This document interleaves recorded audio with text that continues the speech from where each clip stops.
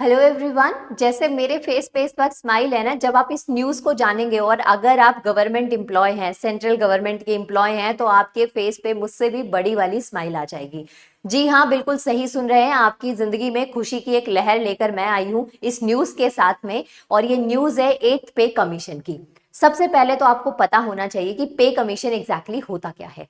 तो देखिए, ये एक गवर्नमेंट कॉन्स्टिट्यूट बॉडी है जो एक्चुअल में वर्क करती है चेंजेस के ऊपर। चेंजेस किस में? सैलरी में चेंजेस के ऊपर। अब सैलरी में चेंजेस आने इसलिए जरूरी है क्योंकि टाइम के साथ में महंगाई बढ़ रही है। जैसे जैसे महंगाई बढ़ रही है तो जो आपको चीजें अफोर्ड करनी होती हैं डे टू डे लाइफ में, आपकी दिनचर्या की जो जरूरत की चीजें होती हैं, उनको आपको अफोर्ड करने के लिए उतना ही अमाउंट पे करना पड़ेगा। तो अगर महंगाई बढ़ी और आपका पे नहीं बढ़ेगा तो आप कैसे उन चीजों को हासिल कर पाएंगे? इसका एक छोटा सा एग्जाम्पल है कि पहले दूध जो है ना, एक टाइम था जब दूध 10 से 12 रुपए लीटर आता था और आज की डेट में वही जो दूध है ना वो 70 प्लस क्रॉस कर चुका है। मतलब 70 रुपए से ऊपर जो वो दूध का लीटर है ना वो हो गया है। तो क्या पीने वालों ने दूध को पीना छोड़ दिया है? जी नहीं, क्योंकि हमारी पे बढ़ गई, जिसकी वजह से हम उस दूध को आज की महंगाई में क्या कर पा रहे हैं? अफोर्ड कर पा रहे हैं। तो यही चीज आपको यहाँ पे कमीशन जो है वो हेल्प करता है समझने में। तो अब जो न्यूज आई है वो ये है कि 8th पे कमीशन को लागू करने की बात कर दी गई है और फॉर्मली, मतलब इसको ऑफिशियली इस बात को क्या कर दिया है? अनाउंस कर दिया है। तो क्या इसमें कुछ नया है? जी हाँ, नया इसमें ये है कि ये जो है ना पे कमीशन, इसको 8 से 10 साल में लागू किया जाता है। अगर हम लास्ट पे कमीशन की बात करें तो उसे 2016 में इंप्लीमेंट कर दिया गया था, लेकिन कॉन्स्टिट्यूएंट उसको 2014 में कर दिया गया था। इस बार हम थोड़ा सा 1-1.5 साल डिले चल रहे हैं। बहुत सारे क्राइसिस देखे थे और बहुत सारी चीजें देखी, तो उसकी वजह से थोड़ा बहुत इस बार हम लोग डिले हो गए।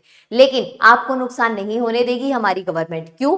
क्योंकि इसको भले इंप्लीमेंट लेट किया जाएगा, बट जो सैलरी आपको मिलेगी, जो आपका एक्स्ट्रा फंडिंग मिलेगी, वो 2026 को ध्यान में रखते हुए ही आपको मिलेगी। मतलब जो भी एक्स्ट्रा पे इसमें होगा वो 2026 की जो आपकी सैलरी स्लिप होगी उसमें इंक्रीमेंट आपको देखने को मिलेगा। तो है ना ये गुड न्यूज। देखिए, ये जो न्यूज आई है ना, इस न्यूज से जो 1 करोड़ भारतीय थे ना, जो 1 करोड़ इंप्लॉयज थे, उनमें एक खुशी की लहर आ चुकी है। उनका जो वेट था, जो सब्र वो करके बैठे थे ना, वो क्या हो गया है? खत्म हो गया है। क्योंकि अब जो 8 पे कमीशन है उसमें आपको 4 फैक्टर्स दे रखे हैं जिसके ऊपर चेंजेस होंगे, जिसके ऊपर रिकमेंडेशंस करी जाएंगी। सबसे पहली चीज तो बात करी जाएगी पे स्केल के ऊपर, उसमें चेंज किया जाएगा, उसको बढ़ा दिया जाएगा। दूसरा, जो अलाउंस आपको मिलता है, जैसे हाउस रेंट आपको जो मिलता है वो भी बढ़ा दिया जाएगा। सिर्फ हाउस रेंट नहीं, जितना भी अलाउंस, जो जो चीज का अलाउंस आपको दिया जाता है उसको भी इंक्रीमेंट किया जाएगा। क्योंकि बढ़ती महंगाई को ध्यान में रखते हुए आपके जो खर्चे हैं उसको भी ध्यान में रखा जा रहा है यहाँ पे। तो अलाउंस जो है उस पर भी फोकस किया जाएगा। उसके साथ साथ में जो पेंशन स्ट्रक्चर है ना उस पे भी ध्यान दिया जाएगा। पेंशन स्ट्रक्चर में तो देखिए, पहले क्या था कि जो गवर्नमेंट है आपको फंडिंग प्रोवाइड करी जाती थी, एक अमाउंट आपको दिया जाता था आफ्टर रिटायरमेंट, कि जो आपका बुढ़ापा है, जो आपकी गुजर बसर है वो सही तरीके से हो जाए। अब उसको थोड़ा सा स्मार्टली कर दिया गया है कि आपसे ना हर महीने कुछ अमाउंट लिया जाता है। कई सेक्टर्स में एनुअली बेसिस पे भी उसको जो है आपकी सैलरी से डिटेक्ट किया जाता है। और फिर एट द एंड जब आप रिटायरमेंट लेते हैं तो वो जो आपकी सेविंग्स है वो आपको ही दे दी जाती है। अगर हम देखें तो आप सोचेंगे इससे तो हमें नुकसान है कि हमारी सैलरी हमें ही दी जा रही है। तो देखिए, आपको अगर थोड़ा बहुत नुकसान भी है लेकिन गवर्नमेंट को इसका बहुत बड़ा फायदा है और आपको भी नुकसान नहीं है। जो सेविंग्स आप नहीं कर पा रहे थे वो गवर्नमेंट आपकी हेल्प कर रही है उस सेविंग्स को करने में। अब इससे गवर्नमेंट को क्या फायदा है? देखिए, गवर्नमेंट की ना बहुत सारी वेलफेयर स्कीम्स होती हैं, जैसे कि रोड बनाना हो गया, या फिर मनरेगा की बात करें, या फिर एमएसएमईज की बात करें, जहां पे गवर्नमेंट को फंडिंग करनी होती है। तो अगर गवर्नमेंट पूरा पैसा लोगों को ऐसे ही दे देगी तो ये जो फंडिंग है, ये जो वेलफेयर प्रोग्राम्स हैं, ये जो डेवलपमेंटल स्कीम्स हैं, इनमें फंडिंग कैसे होगी? तो इस वजह से कहीं ना कहीं इसका हमें एडवांटेज है कि हमसे अमाउंट लेके उसको सेव करके और फिर हमें एट द एंड क्या कर दिया जा रहा है? उसको रिटर्न किया जा रहा है। ओके। अब देखिए, जो ये 8th पे कमीशन है ना, इसका सबसे बड़ा एडवांटेज अगर हम देखें तो 8th पे कमीशन से जो हमारे पास में 50 लाख प्लस जो एम्प्लॉयज हैं, सेंट्रल गवर्नमेंट के एम्प्लॉयज हैं, उनको ये इन्फ्लुएंस करेगा, उन पे इसका इफेक्ट पड़ेगा। उसके साथ साथ में 60 लाख प्लस जो टैक्स पेयर्स हैं या फिर जो पेंशनर्स हैं, उनके ऊपर भी इसका इफेक्ट पड़ेगा। और इन सबके साथ साथ में जो स्टेट गवर्नमेंट के एम्प्लॉयज हैं, कहीं ना कहीं उनको भी ये इन्फ्लुएंस करेगा।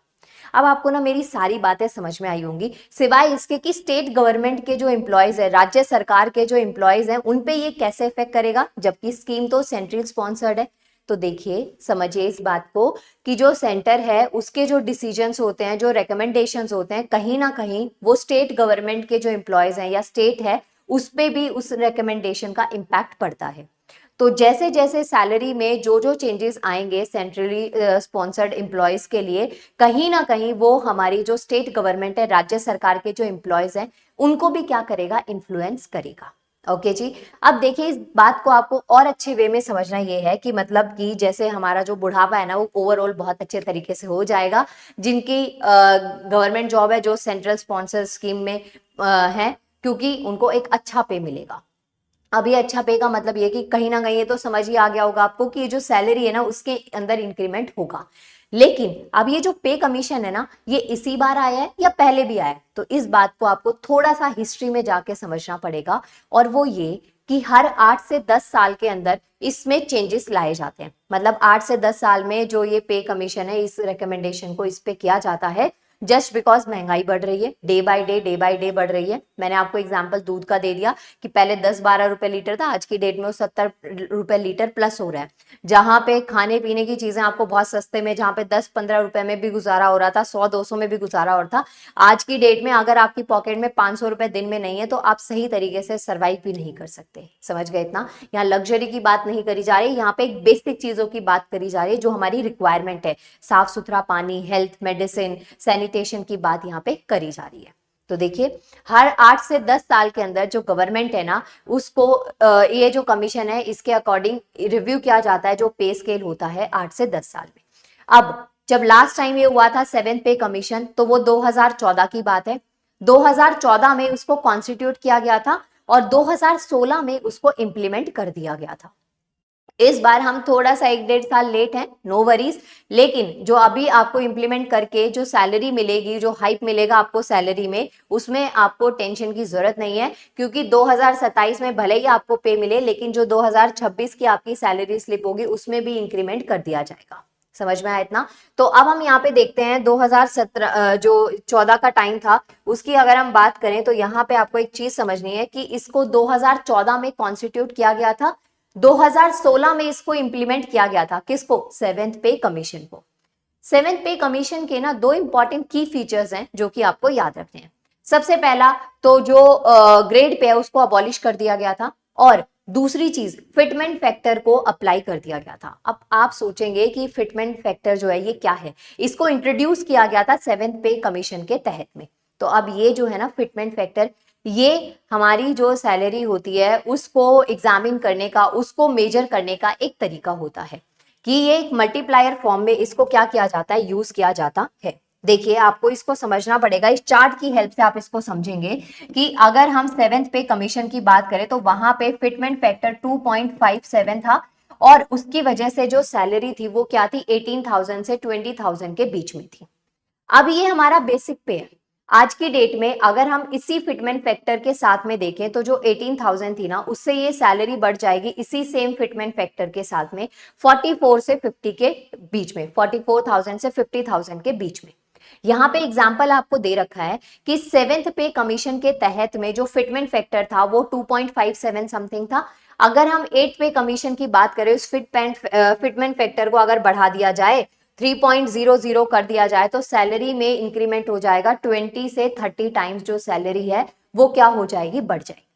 इसके लिए ना आपको एक फॉर्मूला याद रखना है, सबसे सिंपलेस्ट वे में आप इसको समझ सकते हैं। तो एक्चुअल में क्या होता है फिटमेंट फैक्टर के लिए, एक हमारा बेसिक पे कैसे निकालेंगे, जो एग्जिस्टेंस हमारा बेसिक पे है और उसके ऊपर जो फिटमेंट फैक्टर है ना वो कितना अप्लाई हो रहा है, दोनों का जो मल्टीपल है ना वो हमारा नया बेसिक पे आ जाता है।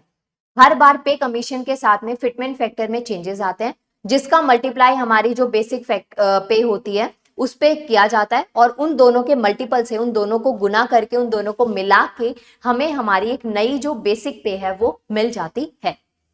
अब ये जो नई बेसिक पे आपको मिल रही है, फाउंडेशन आपके लिए बन रहा है, तो इसके अंदर क्या क्या चीज होता है, एक तो डीए होता है यानी कि अलाउंस होता है, उसके साथ साथ में हाउस रेंट अलाउंस होता है, और एक और फैक्टर इसमें ऐड किया जाता है जिसको कि हम पेंशन और बाकी की जो अदर बेनिफिट्स हमें मिलते हैं एज अ गवर्नमेंट एम्प्लॉय, तो उन चीजों को इसके अंदर क्या करते हैं एवरीवन, इंक्लूड किया जाता है। Got it everyone? I hope आपको ये जो बात है यहाँ पे समझ में आ रही होगी।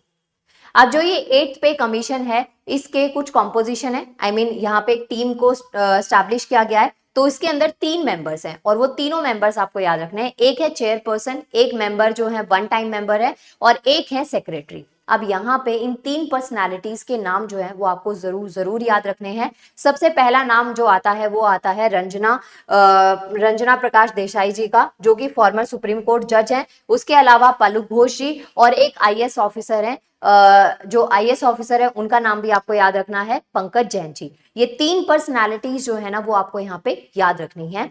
ये तीन जो है ये कॉम्पोजिशन मेंबर्स हैं 8th पे कमीशन के लिए। क्लियर हो गया? अब ये इसमें रिकमेंडेशन करेंगे, इसको स्टैब्लिश किया जाएगा, फिर उसके बाद में इसको सही तरीके से इंप्लीमेंट किया जाएगा और जो सैलरी है वो क्या हो जाएगी, हाइप हो जाएगी। ये श्योरिटी है कि ये होगा, बस इसमें थोड़ा सा टाइम लगेगा क्योंकि अभी गवर्नमेंट की तरफ से ऑफिशियली इसको अनाउंस कर दिया गया है। बस हाँ, इंप्लीमेंट होने में थोड़ा बहुत टाइम जो लगता है वो यहाँ पे लगता है। अब यहाँ पे ना एक इंपॉर्टेंट टर्म आती है, that is TOR, term of reference. तो किन किन बेसिस पे ये जो रिकमेंडेशन है वो करी जाएगी, क्या क्या पॉइंट्स को यहाँ पे कंसीडर किया जाएगा। तो कुछ फैक्टर्स हैं जो कि आपको याद रखने हैं। सबसे पहली चीज कि 8th पे कमीशन आने से सैलरी में इतना भी हाइप नहीं होना चाहिए, इतनी भी ज्यादा नहीं हो जानी चाहिए कि गवर्नमेंट के ऊपर ना बर्डन आ जाए। गवर्नमेंट के ऊपर बर्डन कैसे आएगा, तो गवर्नमेंट की साइड से आपको सैलरी पे हो रही है, अगर फंडिंग गवर्नमेंट के पास कम रहेगी तो गवर्नमेंट के जो वेलफेयर प्रोग्राम्स है वो सही तरीके से एग्जीक्यूट नहीं हो पाएंगे। तो इतना भी हाइप नहीं होना चाहिए कि जो गवर्नमेंट के जो सेक्टर्स हैं, जो वेलफेयर प्रोग्राम्स होते हैं, उनमें फंडिंग की कमी रह जाए। सेकेंड इंपॉर्टेंट चीज जो आपको इसमें याद रखनी है वो ये याद रखनी है कि सैलरी में इतना भी हाइप नहीं होना चाहिए कि जो प्राइवेट सेक्टर है, सपोज करिए आप कि एक प्राइवेट सेक्टर में जो सैलरी है वो 30-40,000 समथिंग है, खैर इससे ज्यादा होती है, मैं एक रैंडम एग्जांपल आपको दे रही हूँ, वो है। और अगर हम गवर्नमेंट में 8 पे कमीशन आने के बाद में सेंट्रल गवर्नमेंट की बात करें तो वहां पे जो स्टार्टिंग सैलरी है वो 1 लाख हो जाए, बेसिक पे स्टार्टिंग जो है वो 1 लाख हो जाए, तो यहाँ पे क्या होगा, एक डिस्क्रिमिनेशन क्रिएट हो जाएगा, एक भेदभाव जो है यहाँ पे क्रिएट हो जाएगा। तो ये चीज भी नहीं होनी चाहिए, इस वजह से इस कमेटी को गठन किया गया है ताकि इन पैरामीटर्स पे, इन फैक्टर्स के ऊपर किया जाए, वर्क किया जा सके।